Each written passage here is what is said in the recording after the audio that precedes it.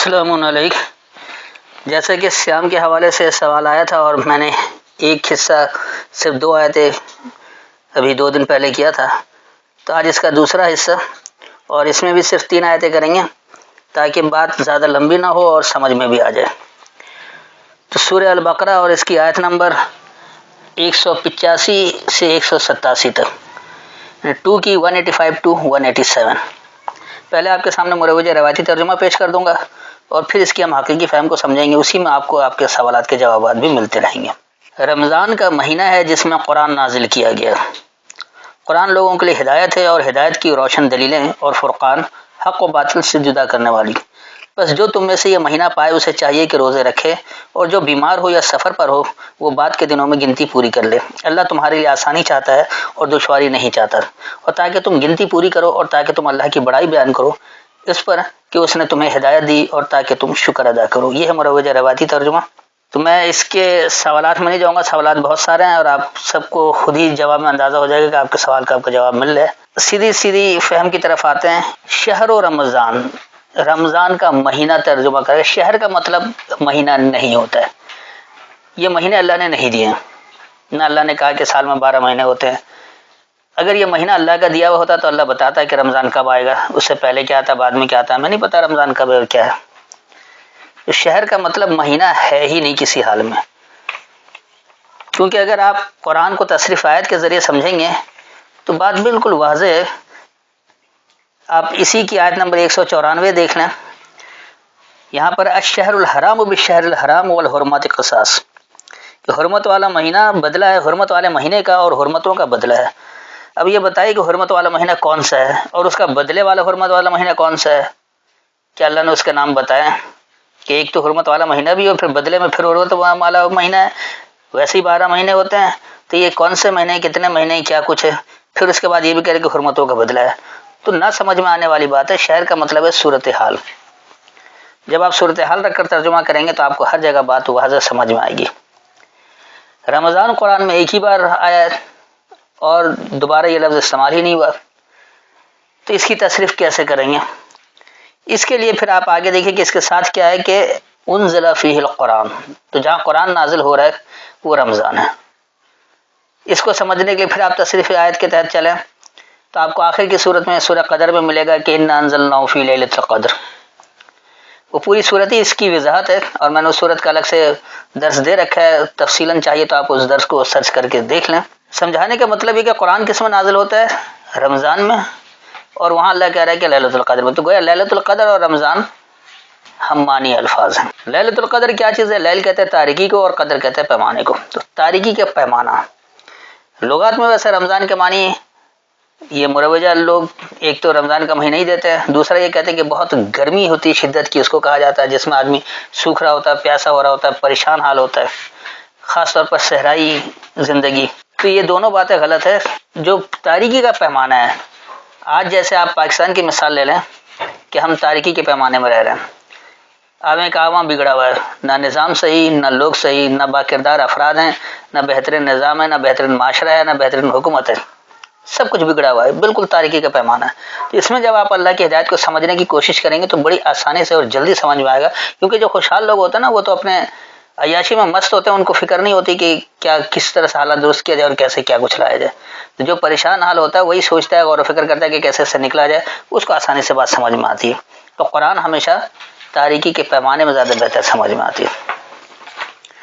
اور یہ ہے کیا چیز؟ قرآن کے ہدی للناس، لوگوں کے لیے ہدایت ہے، وبینات من الہدی، اور الہدایت نے خاص ہدایت کیا ہے، وہ بیان ہے، اس کی وضاحت ہے، والفرقان یعنی یہ فرق کرنے والا ہے کہ صحیح کیا ہے غلط کیا ہے، اس کا فیصلہ بھی کر دیتی ہے، قرآن کی آیتیں اس کا فیصلہ کرتی ہیں۔ اس کے بعد ہے فمن شہد منکم الشہر فلیصمہ، اب انہوں نے تو کر دیا جو تم میں سے یہ مہینہ پائے روزہ رکھے۔ یقینی سی بات ہے ہر زندہ شخص مہینہ پائے گا، وہ تو جو مر گیا وہی نہیں پائے گا نا یہ مہینہ، اگر مہینہ ہے تو اللہ ایسی بات کیوں کرے گا؟ ہر شخص زندہ ہے جو پڑھ رہا ہے اور وہ اس مہینے میں موجود ہے تو پا گیا۔ تو یہ بے عقلی والی بات ہے، اللہ کی طرف منسوب کرنا، اللہ کے اوپر جھوٹ افطرا گھڑنا ہے، یعنی جھوٹ الزام تراشی ہے۔ تو یہاں دیکھیں اللہ کیا کہہ رہا ہے کہ فمن شہیدہ، پس جو مشاہدہ کرے، منکم الشہر، تم میں سے اس صورتحال کا، فلیصمہ، پس وہ رک جائے۔ جیسے ہی آپ نے مشاہدہ کر لیا کہ آپ کا یہ عمل قرآن کے خلاف ہے، اللہ کے احکامات کے خلاف چل رہا ہے، برخلاف آپ عمل کر رہے ہیں، جو اللہ نے بتایا وہ عمل نہیں ہے، تو اس سے آپ فوری طور پر رک جائیں. یہ چیز ہے. جو بھی مشاہدہ کر لے، تو جس کا مشاہدہ ہوگا وہ رکے گا، جس کا مشاہدہ نہیں ہو رہا وہ نہیں رکے گا، وہ اپنے کام کرتا رہے گا چاہے غلط یا صحیح. اس کے بعد آگے اللہ کرے ومن کانا مریضن ولا سفرن، اور جو کوئی کمزور رائے والا ہے یا علمی سفر پر، اس کی وضاحت میں پہلے کر چکا، لہٰذا اس کی مزید وضاحت کی ضرورت نہیں ہے. فعدۃ من ایام اخر، پس اس کی تیاری اگلے دورانیے میں. عدت یہ گنتی میں لیتے ہیں، جبکہ عدت کہیں بھی گنتی میں نہیں ہے. خود قرآن میں آیا کہ عدت جہنم للکافرین، یہاں لوگ خود ترجمہ کرتے ہیں کہ اللہ نے کافروں کے لیے جہنم تیار کر رکھا ہے، تو جہنم کی گنتی تو نہیں کرواتے، عدت کہتے ہیں تیاری کو. تو پس اس کی تیاری اگلے دورانیے میں ہے. یرید اللہ بکم اليسر، اللہ کا ارادہ تم کو آسانی کا ہے. ولا یرید بکم العسر، اور نہیں ارادہ ہے تم کو وہ سختی کا یا دشواری کا یا تنگ دستی کا، تنگی کا ارادہ ہی نہیں ہے. وَلِتُكْمِلُوا الْعِدَّةَ، اور تمہاری تیاری کی تکمیل کے لیے، تیاری مکمل کرنے کے لیے. وَلِتُكَبِّرُوا اللَّهَ عَلَىٰ مَا هَدَاكُمْ، اور جو تمہیں اللہ نے ہدایت دیا ہے اس پر اللہ کی بڑائی کے لیے. وَلَعَلَّكُمْ تَشْكُرُونَ، اور تاکہ تم قدر کرنے والے بن جاؤ. تو اس آیت میں جو واضح طور پر ہدایت مل رہی ہے اس کو اچھی طرح سے سمجھ لیں کہ رمضان کی جو صورتحال ہے، یعنی جو تاریکی کے پیمانے کی صورتحال ہے، یہ وہ صورتحال ہے کہ اس میں قرآن سامنے آتا ہے جو لوگوں کے لیے ہدایت ہے، اور اس میں ہدایت بیان کی ہوئی ہے، وضاحت کے ساتھ موجود ہے، کھول کھول کر بتا دیا گیا ہے. یعنی یہ فرق کر دینے والا کہ صحیح کیا ہے غلط کیا ہے، اس کا فیصلہ کر دینے والا، حق اور باطل کا فیصلہ کر دینا، فرق کر دینے والا کہ حق کیا ہے اور باطل کیا ہے. تو جو کوئی تم میں سے اس صورتحال کا مشاہدہ کر لے بس وہ رک جائے، یعنی جس کا مشاہدہ ہو جائے کہ اس کا عمل قرآن آیت کے خلاف ہے، وہ فوراً اس سے رک جائے. یہ اس کا سیام ہے. اور اگر ان میں سے ابھی کوئی کمزور رائے والا جو فیصلے کی قوت نہیں رکھتا ہے، یا ابھی وہ تحقیقی سفر پر ہے، تو اس کی تیاری اگلے دورانیے میں. یقینی سی بات ہے کہ صلاۃ تو روزانہ 2 ہی وقت ہے. اب آپ نے فجر کی صلاۃ میں سمجھ لیا تو ٹھیک ہے، ورنہ عشاء کی صلاۃ میں سمجھ لیں. لیکن اگر آپ دونوں میں نہیں سمجھ پائے تو اگلے دن کی اس میں سمجھ جائیں، کیونکہ صلاۃ میں ہی اکٹھے بیٹھ کر اللہ کی آیتوں کو سمجھتے ہیں. ورنہ تنہائی میں تو آپ 24 گھنٹے جب چاہے اس سے بیٹھ جائے، اللہ نے اس پر کوئی پابندی نہیں لگائی، وہ صلاۃ نہیں کہلائے گا. وہ آپ کے شعور کو اجاگر کرنے کی آپ کی اپنی صحیح ہوگی، اپنی کوشش ہوگی. تو جو تیاری کرنی وہ بعد میں ہو جائے گی. اور ایسا کس لیے کہ اللہ جو تم کو آسانی دینا چاہتا ہے. اللہ نے بڑی آسانی پیدا کی، اللہ کوئی مشکل دینا نہیں چاہتا. اللہ کا ارادہ ہی نہیں کہ تمہیں پریشان کرے، تمہیں مشکل میں ڈالے، تمہارے لیے دشواری پیدا کر دے. اللہ تمہارے لیے آسانی چاہتا ہے. اور کس لیے کہ تمہاری تیاری کی تکمیل ہو جائے، تمہاری تیاری مکمل ہو جائے، اتنے مکمل ہو جائے کہ تم اللہ کے نظام کو نافذ کر سکو. جو اصل دین اسلام کا نفاذ ہے، سلامتی والا نظام، تو اتنی تیاری آپ کی ہو جائے کہ آپ سلامتی والے نظام کو نافذ کر سکیں. اور جو اللہ نے ہدایت دے رکھی ہے تمہیں، اس کی بڑائی کے لیے، اللہ نے جو تمہیں ہدایت دی ہے اس پر اس کی بڑائی کے لیے آپ کی تیاری تکمیل ہوگی. اور ایسا جب ہو جائے گا تو کیا ہوگا؟ تاکہ تم قدر کرنے والے ہو جاؤ. تو پھر آپ اس کے قدر شناس ہوں گے، کیونکہ ناقدر لوگ، ان کے پاس اچھی چیز بھی ہو اس کی قدر نہیں کرتے، خراب ہو جاتا ہے. تو ایسے ہی یہ ساری بات ہے کہ اس تاریکی کے پیمانے میں آپ قرآن کھولیں، اس کی آیتوں سے ہدایت لیں. اس میں ہدایت بالکل وضاحت کے ساتھ ہے، فرق کر دینے والا، حق و باطل کو مٹا دینے والا ہے. تو جو کوئی بھی اس کا مشاہدہ کر لے وہ رکے گا. اور جو ابھی قوت فیصلہ نہیں رکھتا ہے یا ابھی تحقیقی سفر پر، تو وہ اگلے دوران یہ تیاری اس کی کرتا رہے. کیونکہ اللہ کا ارادہ تمہیں آسانی دینے کا، وہ تم پر دشواری نہیں چاہتا، تم پر پریشانی نہیں چاہتا ہے. اور یہ سب کچھ کس لیے کہ تمہاری تیاری ایسی مکمل ہو جائے کہ تم ایسے باکردار افراد بھی بن جاؤ، بہترین معاشرہ بھی بنا لو، اور وہ ریاست بنا لو جس میں سلامتی والا نظام نافذ کیا جا سکے. تو اللہ نے جو کچھ ہدایت دے رکھی ہے اس کی بڑائی کے لیے، اور تاکہ تم اس کے قدر کرنے والے ہو. اب آئیے اگلی آیت. اور جب میرے بندے آپ سے میرے متعلق پوچھیں تو میں قریب ہوں، میں قبول کرتا ہوں پکارنے والے کی دعا جب وہ مجھ سے مانگے. بس چاہیے کہ وہ میرا حکم مانیں اور مجھ پر ایمان لائیں تاکہ وہ ہدایت پائیں. اب آ جائیے اس کی حقیقی فہم کی طرف. تو اسی میں آپ کو آپ کے سوالات کے جوابات بھی مل جائیں گے، سوال دہرانے کی ضرورت نہیں ہے. وَإِذَا سَأَلَكَ، اور جب تم سے سوال کرتے ہیں عبادی میرے تابع دار، انی میرے بارے میں، فَإِنِّي قریب، پس بے شک میں قریب ہوں. اجیب دعوت الداعی، میں جواب دیتا ہوں پکارنے والے کی پکار کا. اذا دعان، جب پکارتا ہے. اب آپ دیکھ لیں کہ آپ اللہ کے فرما بردار بننا چاہتے ہیں، آپ اللہ کو پکاریں کہ اللہ مجھے زندگی کیسے گزارنی ہے، کیا کچھ کرنا ہے، کیا نہیں کرنا ہے. تو اس کے لیے آپ قرآن کھول لیں، کیونکہ اللہ قرآن میں آپ کو جواب دے رہا ہے. قرآن والا آپ سے مخاطب ہے، آپ آیتوں کو سمجھے ہیں شعور کے ساتھ بغیر کسی ملاوٹ کے، تو آپ کو ہر سوال کا جواب ملتا رہے گا۔ جب آپ قرآن اللہ کو پکاریں گے تو اللہ آپ کو جواب بھی دے رہا ہے، قرآن اس کا جواب موجود ہے۔ اللہ آ کر آپ کو خصوصی طور پر کان میں کچھ کہے گا نہیں، یا آپ کے سامنے کچھ لے کر نہیں آئے گا، سب اس میں موجود ہے۔ آگے اللہ اس کی وضاحت کر رہا ہے کہ فَلْيَسْتَجِيبُوا لِي، پس میں تو جواب دینے کے لیے ہوں، وَلْيُؤْمِنُوا بِي، اور یہ کہ مجھ کو مان لو، لعلہم یرشدون، تاکہ وہ منزل تک پہنچ جائیں۔ تو اس آیت میں اللہ نے واضح طور پر بتا دیا کہ جو بھی میرا تابع دار ہے، اگر وہ میرے بارے میں سوال کرتا ہے تو میں تو قریب ہوں، قرآن کھولو، میں تمہیں ہر سوال کا جواب دے رہا ہوں۔ اس میں آپ سوال کریں اللہ سے، اللہ آپ کو جواب دے رہا ہے، اور اللہ تو جواب دینے کے لیے موجود ہے، کیونکہ اللہ ہی تو بتا رہا ہے کہ آپ کو زندگی کیسے گزارنی ہے۔ اگر آپ ایسا کریں گے تو کیا نتیجہ نکلے گا، اور نہیں کریں گے تو کیا نتیجہ نکلے گا، اللہ سب کچھ بتا رہا ہے۔ تو اگر اللہ کو مان لیں گے تو پھر آپ منزل تک پہنچ جانے والے ہو جائیں گے، ورنہ منزل تک نہیں پہنچ سکتے۔ رشد کہا جاتا ہے منزل کو، تو رشید منزل تک پہنچنے والا، یرشدون منزل تک پہنچانے والے۔ تو یہ سارا اسی مادے سے رشد سے ہے، اس کا مطلب ہرگز ہدایت نہیں ہے۔ اب آئیے اگلی آیت، تمہارے لیے جائز کر دیا گیا روزے کی رات میں اپنی عورتوں سے بے پردہ ہونا، وہ تمہارے لیے لباس ہیں اور تم ان کے لیے لباس ہو۔ اللہ نے جان لیا کہ تم اپنے تئیں خیانت کرتے تھے، سو اس نے تم کو معاف کر دیا اور تم سے درگزر کی، بس اب ان سے ملو، اور جو اللہ نے تمہارے لیے لکھ دیا ہے طلب کرو، اور کھاؤ اور پیو یہاں تک کہ واضح ہو جائے تمہارے لیے فجر کی سفید دھاری سیاہ دھاری سے، پھر تم رات تک روزہ پورا کرو، اور ان سے نہ ملو جب تمہیں اعتکاف کرنے والے ہو مسجدوں میں، حالت اعتکاف میں۔ یہ اللہ کی حدیں ہیں، بس ان کے قریب نہ جاؤ۔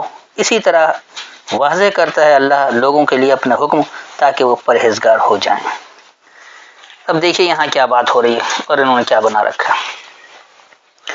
احل لکم، اپنانے کو کہا گیا تمہارے لیے، لیلۃ الصیام، رکنے والی تاریکی کی، الرفث الی نسائکم، اپنے کمزوروں کی طرف حد سے بڑھنا۔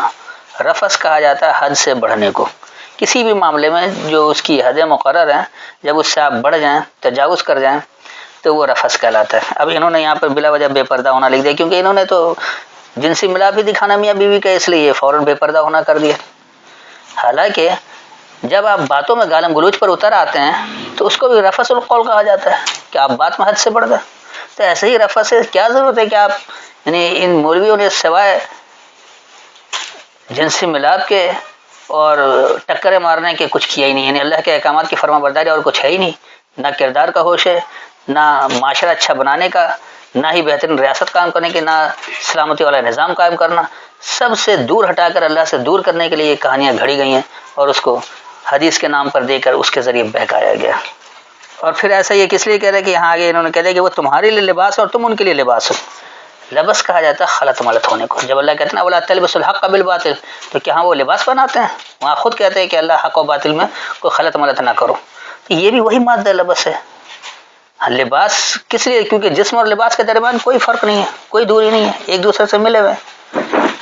لباس کے بغیر انسان ناکارہ ہے، اور انسان کے بغیر لباس بیکار ہے۔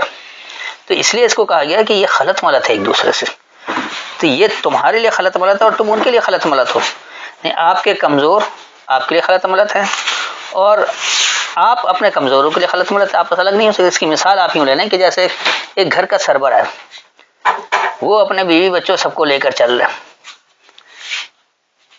اب اس کے بچے بیوی نہ کمائیں، وہ اس کے اخراجات پورے کرے، وہ یہ تو نہیں کہے کما کر لے کر آؤ پھر ہم تمہیں کھانے کو دیں گے، ایسا ہرگز نہیں۔ اس کی تمام ضروریات جو بھی ہے اس کو وہ پورا کرتا ہے، یہ نہیں کہتا کہ کما کر لاؤ تو تمہاری ضروریات پوری ہوں گی ورنہ نہیں ہوں گی۔ جو ایسا کرتے ہیں کیا ان کو معاشرے کا کوئی اچھا فرد کہا جا سکتا ہے؟ تو ایسے ہی یہاں پر بھی ہے کہ آپ اپنے کمزوروں کی طرف حد سے بڑھ سکتے ہیں انہیں سمجھانے کے لیے۔ یہ جو تاریکی والا رکنا ہے، یعنی ایسے دور میں آپ دیکھ لیں، خاص طور پر مسلم معاشرہ زیادہ بگڑا ہوا، اور پاکستان جو اسلام کے نام پر بنا گیا، یہاں سب سے زیادہ اسلام پر چلنا خطرناک بات ہے، کیونکہ یہاں سب فتویٰ باز لوگ ہیں، سمجھنے والے نہیں۔ علماء سے لے کر جہلا تک فتویٰ سب کی جیب میں رکھا ہوتا ہے۔ اب جہاں خالص بات کریں قرآن کی، سب فتویٰ دینے کے لیے تیار۔ ان سے کہا جائے بھی حقیقت کیا، چلو تم سمجھاؤ، تو نہ سمجھتے ہیں نہ سمجھا سکتے ہیں، لیکن فتویٰ دینے میں سب سے آگے، زندگی اجیرن کرنے میں سب سے آگے۔ تو یہ لوگ ہیں ایسے جو آپ کے لیے فتنہ ہیں، لہذا ان سے بچنا ہے. تو آپ اپنے کمزوروں کی طرف اس لیے رفض کر سکتے ہیں، حد سے بڑھ سکتے ہیں کہ انہیں آپ روکیں کہ معاشرے میں یہ باتیں عام نہ کریں. بات اس سے کی جائے گی جو سمجھدار ہے، جو واقعی اللہ کی بات کو سننا سمجھنا چاہتا ہے آپ اس کو سنائیں گے، جو نہیں سننا سمجھنا چاہتا اسے نہیں سنائیں گے. تبلیغی جماعت والوں کی طرح جا کر گھر میں دستک دے کر زبردستی نہیں سنائیں گے. یہ زبردستی کرنا اپنے خلاف لوگوں کو مزید ابھارنا ہے، تو ایسا نہ کریں. اور جو آپ کے انڈر میں ہیں، آپ کے کمزور ہیں، آپ ان کے لیے خلط ملت ہے، وہ آپ کے لیے ضرورت ہے، آپ ان کے لیے ضرورت ہے، تو ان کو آپ قابو میں رکھنے کے لیے حد سے تھوڑا بڑھ سکتے ہیں کہ بھائی ایسی باتیں عام لوگوں میں نہ کرو. جب بات سمجھ جاؤ پھر پورے یقین کے ساتھ دلائل کے ساتھ بات کرو، نہیں ہے تو نہ الجھو، کیونکہ جہالت سے آپ الجھیں گے تو زندگی آپ کی اجیرن ہوگی. اس کے بعد پھر اللہ کہہ رہا ہے کہ علم اللہ انکم کنتم تختانون انفسکم. اللہ جانتا ہے یہ کہ تم خیانت کر لیتے اپنے نفسیات میں. یقینی سی بات ہے اللہ کو علم ہے، اللہ یہ جانتا ہے کہ تم اپنی سوچوں میں خیانت کرتے ہو. تمہاری سوچ کچھ اور ہے، تمہاری سوچ ہے کہ 5 وقت نماز پڑھو متقی بن جاؤ گے. اللہ کہہ رہا ہے کہ جب اللہ کے احکامات کی فرما برداری کرو گے جب متقی بنو گے. کتنا فرق آ رہا ہے.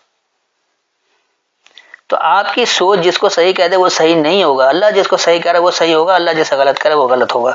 تو اللہ جانتا ہے کہ تم خیانت کرتے ہو اپنی سوچوں میں، اپنے نفسیات میں. فتاب علیکم، پس متوجہ ہوا تم پر. اس لیے اللہ متوجہ ہوا. اللہ نے قرآن کی صورت میں اپنا ہدایت نامہ دے دیا ہے کہ یہاں سے تصدیق کر لو کہ واقعی میری ہدایت ہے یا نہیں ہے.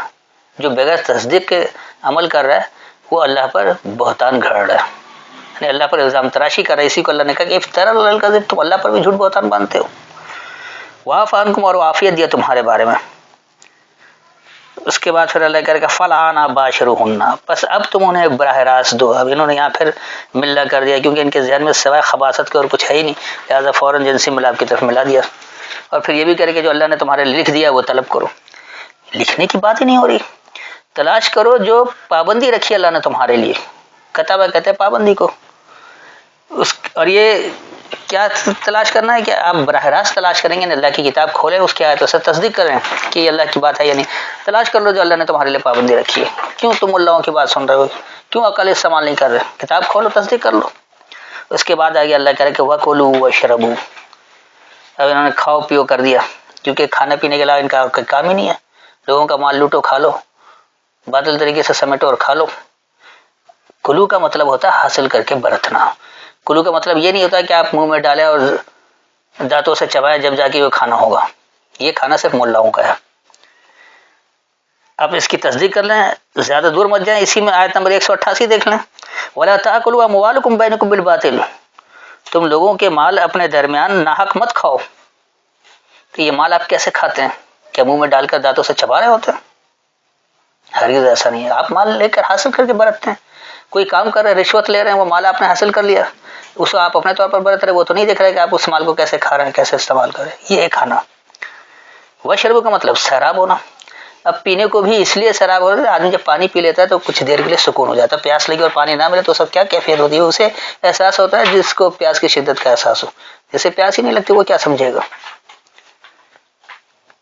تو حاصل کر کے برتو اور سیراب ہو، حتیٰ یہاں تک کہ یتبین لکم الخیط الابیض من الخیط الاسود من الفجر. تم پر بیان ہو جائے، تم پر واضح ہو جائے تمہارے لیے واضح خطوط سیاہ خطوط سے جاری ہونے سے. اب یہ خیط کا انہوں نے دھاری کر دیا. اب اس کو تو سفید رکھا اور اسود کو سیاہ رکھا ہے. سفید کا مطلب وضاحت، واضح دلیل، اور اسود سیاہ کا مطلب یہ ہے کہ جس میں وضاحت نہ ہو سکے، الجھے رہیں. اور من الفجر کہا گیا، فجر کہتے ہیں جاری ہونے کو. خیط خطوط کا جیسے کہا جاتا ہے نا کہ شیطان کے نقش قدم پر کیوں چل رہے ہو، تو کیا کسی نے دیکھا شیطان کو کس پر چل رہا ہے، کیا کچھ ہو رہا ہے. یہ محاورتاً بولا جاتا ہے. ایسے یہاں بھی اللہ پر کیا ہے، اللہ کیا کہہ رہا ہے کہ تم پر یہ وضاحت ہو جائے، تم حاصل کر کے برتو اور سیراب ہو، یہاں تک کہ تم پر یہ وضاحت ہو جائے کہ ان سیاہ خطوط میں سے واضح خطوط کیسے جاری ہو. کیونکہ آج تمام مسلم معاشرہ سیاہ خطوط پر ہی چل رہا ہے، سب خیط الاسود پر ہے. کسی ایک نے خیط الابیض کی اتباع نہیں کر رکھی، کیونکہ کہیں اللہ کا قانون نہیں ہے، کہیں اللہ کا نظام نافذ نہیں ہے. ہر ایک کوئی اپنے مطابق دے رہا ہوتا ہے. تو اس سیاہ خطوط سے جاری ہو جائے واضح خطوط، اس کی وضاحت آپ کو اللہ کی کتاب سے ملے گی. جب آپ آیتوں کے ذریعے بات کو سمجھیں گے تو آپ کے لیے بیان ہو جائے گا، آپ کے لیے وضاحت ہو جائے گی. اس کے بعد پھر اللہ کہہ رہا ہے کہ ثم اتموا الصیام الی اللیل. انہوں نے کہا تم رات تک روزہ پورا کرو. اس آیت کی تو ساری خلاف ورزی کرتے ہیں، خاص طور پر فقہ حنفی یہ تو مغرب کی اذان ہوتی ہے اور روزہ کھول لیتے ہیں، اللہ کہہ رہا ہے رات تک پورا کرو، آپ سے تو بہتر شیعہ ہے کہ کم از کم وہ تھوڑا انتظار کرتا ہے اندھیرا ہونے کا۔ اس آیت کی کھلی خلاف ورزی اگر آپ اس ترجمے کو صحیح مانتے ہیں تو دیکھیے یہاں اللہ بات کیا کہہ رہا ہے، ثم پھر اتم الصیام مکمل کرو خاص رکنا الی اللیل تاریکی تک، جب تک آپ تاریکی میں ہیں تو آپ کو یہ رکنا مکمل کرنا ہے کہ ایسے معاشرے میں بھی آپ اللہ کے فرما بردار بنے جہاں اللہ کی فرما برداری اختیار کرنا مشکل ترین کام ہے۔ لیکن جب روشنی ہو جائے گی، جب لائل ہو جائے گی، جب ہر ایک کوئی سیدھا چل رہا ہوگا تو وہاں آپ کو کرنے کی ضرورت ہی نہیں ہے۔ اس کی آپ مثال یوں سمجھ لیں کہ آپ راستے میں ڈرائیونگ کر رہے ہیں، اگر سیدھی گاڑی جا رہی ہے، کوئی سرخ لائٹ نہیں چل رہی تو یقین سے بات ہے کوئی نہیں رکے گا، سب سیدھا چل رہے ہوں گے۔ لیکن جب سرخ لائٹ ہو اور اس میں بھی آپ تیزی سے بھاگ رہے ہو تو یہ آپ فرما برداری نہیں کہ آپ رک نہیں رہے ہیں، آپ اس کی خلاف ورزی کر رہے ہیں۔ تو تاریکی میں آپ کو خلاف ورزی کرنا یہ زیادہ مہنگا پڑتا ہے۔ جب سب چل رہے ہیں پھر آپ کو رکنا ہے قانون کے مطابق، نہیں رکیں گے تو نقصان آپ کا ہی اٹھائے گا، آپ اپنے ساتھ ساتھ دوسروں کو بھی نقصان پہنچائیں گے۔ تو یہ جو خاص طور پر رکنا ہے، یعنی آپ کا ہر وہ عمل جو قرآن کے خلاف ہے، قرآنی احکامات کے خلاف ہے، جس کی تصدیق، جس عمل کی تصدیق اللہ کی آیتیں نہیں کرتی ہیں، ان سب عمل سے آپ کو رکنا ہے، اور خاص طور پر ایسے تاریکی کی طرف۔ جب سب صحیح خطوط پر چل پڑیں گے تو پھر رکنے کی ضرورت ہی نہیں پڑے گی، کیونکہ معاشرہ پورا ویسے ہی ہوگا جیسے مثال کے طور پر کہتے ہیں جاپانی معاشرہ جو وہ سب سے زیادہ سچ بولنے والا ہے، پورا معاشرہ چل رہا ہے، اس لیے ان کو ضرورت نہیں پڑتی تبدیلی ہونے کی۔ اس کے بعد اللہ کہہ رہا ہے وَلَا تُبَاشِرُهُنَّ وَأَنْتُمْ عَاكِفُونَ، اور تم نہیں انہیں براہ راست دو جبکہ تم جم رہے ہو، فی المساجد فرما برداری کی جگہ میں۔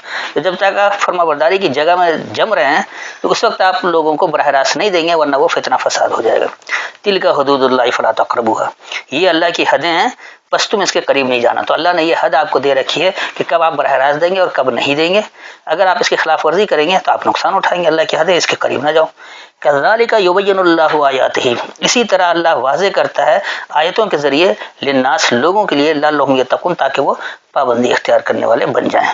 تو یہاں اللہ نے بتا دیا کہ اللہ نے اپنی آیتوں کے ذریعے لوگوں کے لیے وضاحت کر دیا ہے، بیان کر دیا ہے کہ کیسے کیا کچھ عمل کرنا ہے، اور اس لیے کہ وہ اللہ کے احکامات کی پابندی اختیار کرنے والے بن جائیں۔